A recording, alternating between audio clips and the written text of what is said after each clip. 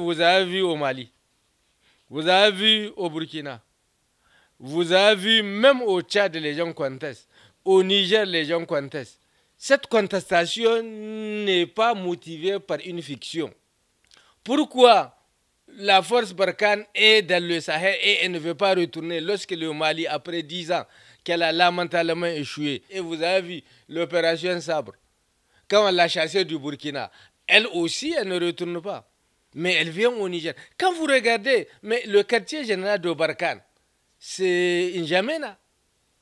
Mais pourquoi Barkhane, chassé du Mali, n'est pas retourné au quartier général?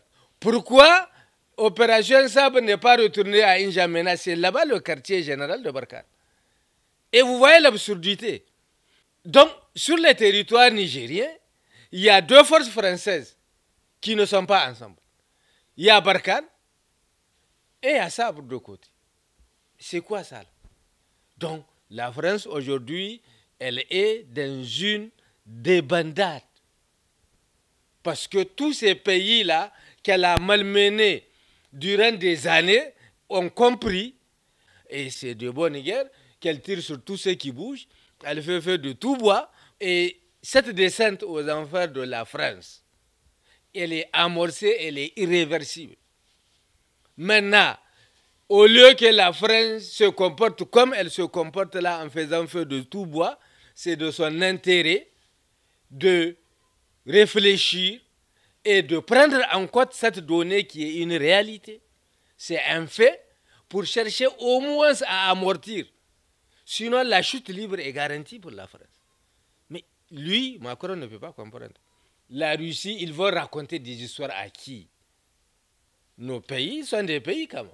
Mais attends, mais il y a combien d'officiels américains qui ont fait tourner en Afrique? Pourquoi elle n'accuse pas les Américains? Il n'y a pas des Italiens qui viennent en Afrique? Il n'y a pas de Britanniques qui viennent en Afrique? Mais il faut être sérieux quand même. Parce que la Russie, c'est un pays. Ces ministres des Affaires étrangères peuvent aller où ils veulent. Est-ce qu'ici, c'est un territoire d'outre-mer? Est-ce que nos pays sont des provinces de la France? Pour qu'elle nous dicte qui va venir et qui ne va pas venir. Non, il faut qu'elle soit sérieuse, cette France-là.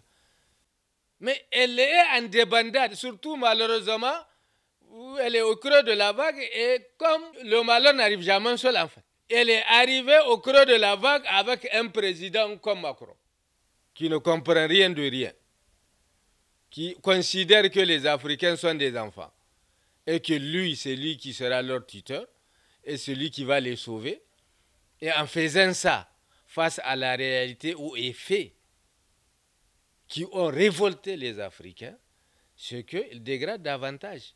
Il n'y a rien, il n'y a pas de guerre entre la France et la Russie qui n'y en avait pas eu. Il n'y en a pas. Et la contestation de l'Afrique, c'est pour dire, maintenant, dorénavant, c'est des relations gagnant-gagnant que le peuple africain exige de leur chef d'État vis-à-vis des puissances. Et on est ouvert. Nos pays doivent s'ouvrir.